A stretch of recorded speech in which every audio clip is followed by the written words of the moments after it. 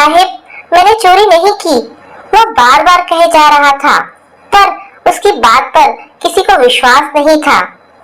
वह घर का नौकर था, शामू, जो पिछले 2 साल से अरोड़ा परिवार के यहाँ काम कर रहा था। वह अपना काम मेहनत और ईमानदारी से करता था। घर के किसी भी सदस्य को उससे कोई शिकायत नहीं थी।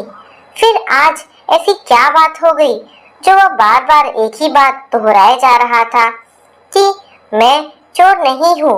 आखिर बात क्या थी? उस दिन अरोड़ा परिवार के सभी सदस्य किसी शादी के लिए गए हुए थे। वो पहले भी कभी जाते तो स्टोर रूम को ताला लगाकर बाकी सब कमरे खुले छोड़ जाते थे, तो आज भी ऐसे ही किया क्योंकि उनको शामू पर पूरा भरोसा था।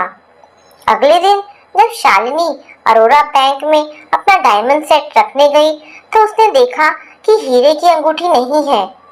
उसे याद था कि उसने डायमंड सेट के साथ ही हीरे की अंगूठी ड्रेसिंग टेबल पर उतार कर रखी थी।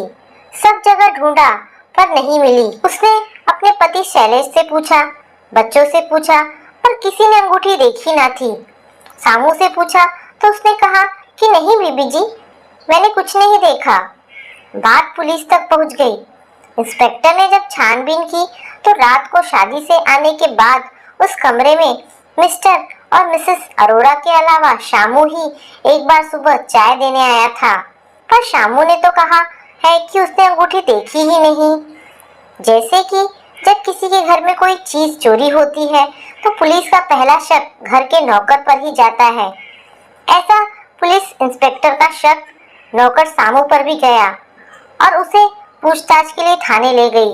अब पुलिस तो अपने ही अंदाज से किसी मुजरिम या किसी शकी मुजरिम से पूछताछ करती है। पुलिस ने शामू को काफी पीटा, पर शामू बार बार एक ही बात कहता, साहब मैंने चोरी नहीं की। हार कर पुलिस को शामू को छोड़ना पड़ा। इतनी जिल्लत सहने के बाद शामू ने अरोड़ा परिवार में काम छोड़ दिया और अपने गांव चला गया। वक्त बीतता गया।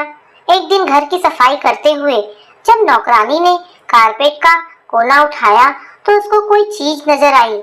जब उसने कारपेट का वो कोना और उठाया तो उसे एक अंगूठी मिली। उसने शालिनी को जब अंगूठी दी, उसने पूछा, अरे यह तो मेरी वही हीरे की अंगूठी है जो खो गई थी, यह तुझे कहाँ से मिली? नौकरानी ने बताया कि कोने में कारपेट के नीचे से मिली।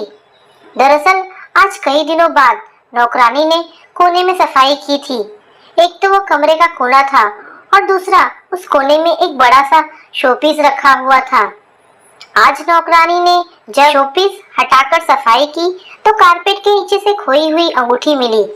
शालिनी को अपने आप में बड़ी शर्मिंदगी महसूस हुई। शामू कसूरवार नहीं था, उन्होंने ऐसे ही शामू पर शक किया। बेचारे को नाहक ही पुलिस की मार झेलनी पड़ी। गांव में आज भी कभी कभी शामू गर्दन हिलाकर बड़बड़ाता है, साहब मैंने चोरी नहीं की। तो दोस्तों ये कहानी आपको कैसी लगी? अगर आपको ये कहानी पसंद आई हो तो प्लीज इसे लाइक एंड शेयर करें। धन्यवाद दोस्तों।